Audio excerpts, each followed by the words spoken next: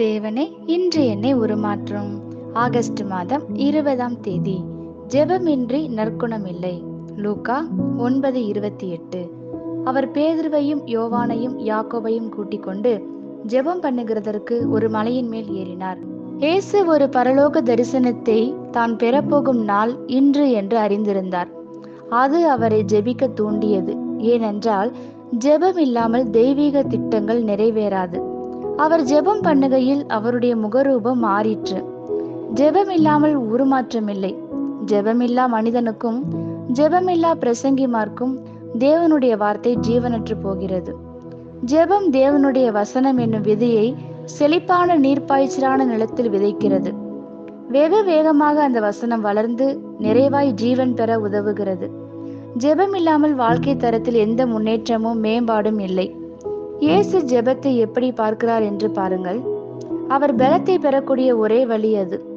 பிதாவின் பணியை அவர் நிறைவேற்றும் வழி அது. தேவனிடமிருந்து எதையும் அவர் பெற்றுக்கொள்ளும் வழி அது. இயேசு என்கிற மனிதனை தெய்வீக ரூபத்திற்கு ஜெபம் உருமாற்றியது. பிதாவானவர் அவர் மேல் பிரியம் கொள்ள வைத்தது. தேவனிடம் ஒரு உயர்ந்த பொறுப்புள்ள மனிதனுடைய முக்கியமான அடையாளம் என்னவென்றால் அவன் ஜெபிப்பதே.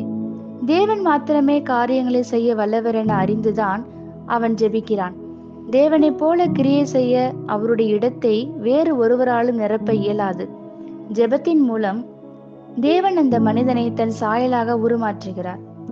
தேவனை நோக்கி பார்க்க ஜெபிக்கும் கண்களும், தேவனுடைய தெய்வீக உதவியை நாடி தேவனை நோக்கி உயரும் ஜெபிக்கும் கரங்களும், ஜெபிக்க ஓயாத உதடுகளும், தேவனுடைய பதிலை நோக்கி இருக்கும் ஜெபிக்கும் இருதயமும் நமக்கு தேவை. சீசர்கள் ஜெபித்த பின்னரே தேவனால் அவர்களை பயன்படுத்த தொடங்கினார். அந்த அளவிற்கு ஜெபம் மனிதர்களை வெகுவாய் பாதிக்கிறது. ஆமேன். இந்த வார்த்தைகளினால் நீங்கள் ஆசீர்வதிக்கப்பட்டீர்கள் என்று நாங்கள் நம்புகிறோம்.